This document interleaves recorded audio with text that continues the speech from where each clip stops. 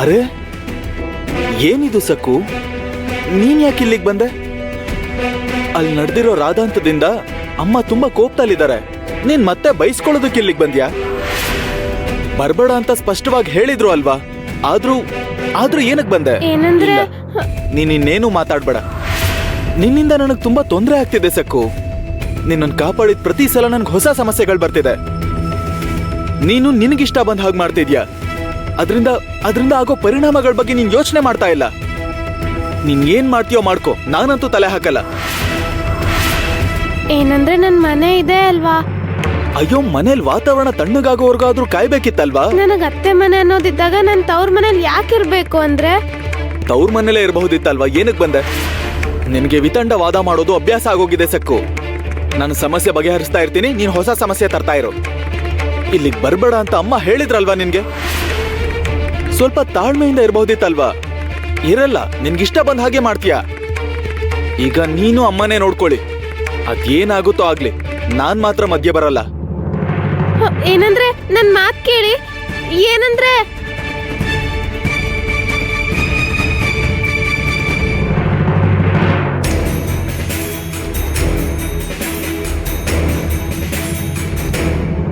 ಏಯ್, ನೀನು ಮತ್ತೆ ಇಲ್ಲಿಗೆ ಯಾಕೆ ಬಂದೆ? ಇಲ್ಲಿಗೆ ಬರೋ ಹಾಗಿಲ್ಲ ಅಂತ ಅಮ್ಮ ನಿನಗೆ ಮೊದ್ಲೇ ಹೇಳಿದ್ರಲ್ವಾ? ಮತ್ತೆ ಯಾಕೆ ಬಂದೆ? ನೀನಿಷ್ಟು ನಾಚಿಕೆ ಇಲ್ದೆ ಹೇಗೆ ಇದೀಯಾ? ನಿಂದು ಎಮ್ಮೆ ಚರ್ಮ ಕಣೆ ಸಕ್ಕು. ಇಲ್ಲಿಗೆ ಯಾವ ಮುಖ ಇಟ್ಕೊಂಡ್ ಬಂದೆ? ಆ ಚಿನ್ನದೊಡವೆಗಳನ್ನ ತಗೊಂಡ್ ಬಂದಿದ್ಯಾ? ಇಲ್ಲ ಅಲ್ವಾ? ಅತ್ತಿಗೆ, ಇಲ್ಲಿ ನೋಡು, ಒಂದ್ ಹೆಜ್ಜೆ ಏನಾದ್ರೂ ಮುಂದೆ ಇಟ್ರೆ ಸುಮ್ನಿರಲ್ಲ ನಾನು.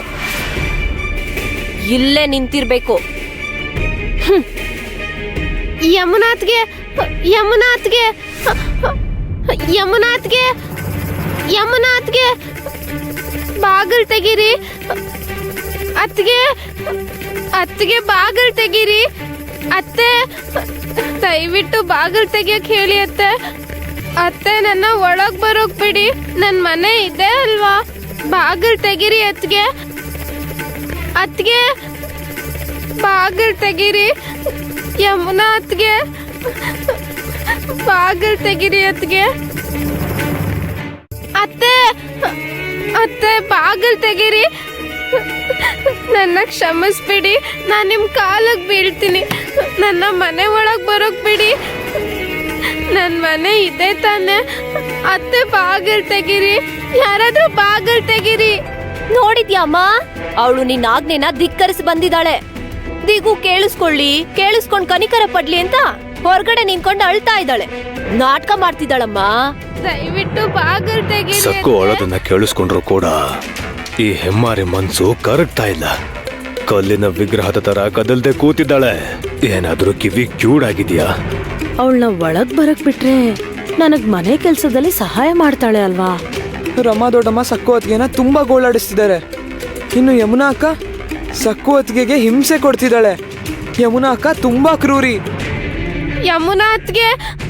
ಅತ್ತಿಗೆ ಬಾಗಿಲ್ ತೆಗೀರಿ. ಯಮುನಾ ಅತ್ತಿಗೆ ಬಾಗಿಲ್ ತೆಗೀರಿ. ದಯವಿಟ್ಟು ಬಾಗಿಲ್ ತೆಗೀರಿ. ನಾನು ಅನ್ಕೊಂಡ್ ಹಾಗೆ ನಡೀತಿದೆ. ನನ್ನ ಕಿವಿಗೆ ಇಂಪಾಗಿದೆ.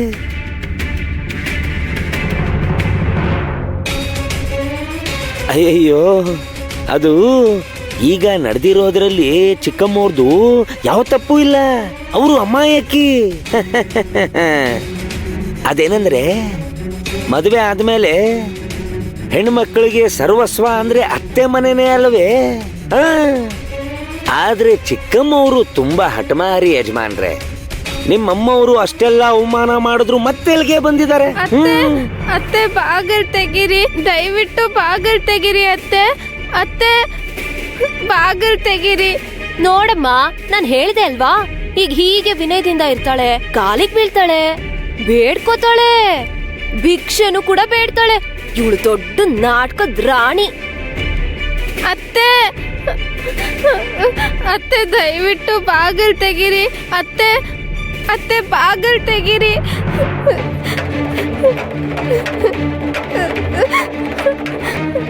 ಅತ್ತೆ, ದಯವಿಟ್ಟು ಬಾಗಿಲ್ ತೆಗೀರಿ. ನಾನ್ ನಿಮ್ ಕಾಲಕ್ ಬೀಳ್ತೀನಿ. ಇವಳು ಸಕ್ಕು ನಮ್ಮ ಮನೆ ಒಳಗ್ ಸೇರ್ಸ್ಲಿಲ್ಲ ಅಂದ್ರೆ ಮನೆ ಕೆಲ್ಸ ಎಲ್ಲ ನನ್ ತಲೆ ಮೇಲೇನೆ ಬೀಳುತ್ತೆ. ಸಕ್ಕು ಮಾಡ್ಬೇಕಾದ ಕೆಲ್ಸ ಯಾರ್ ಮಾಡ್ತಾರೆ? ಇನ್ಯಾರು ಮಾಡ್ತಾರೆ? ದಿಗ್ಗು ಮಾಡ್ತಾನೆ.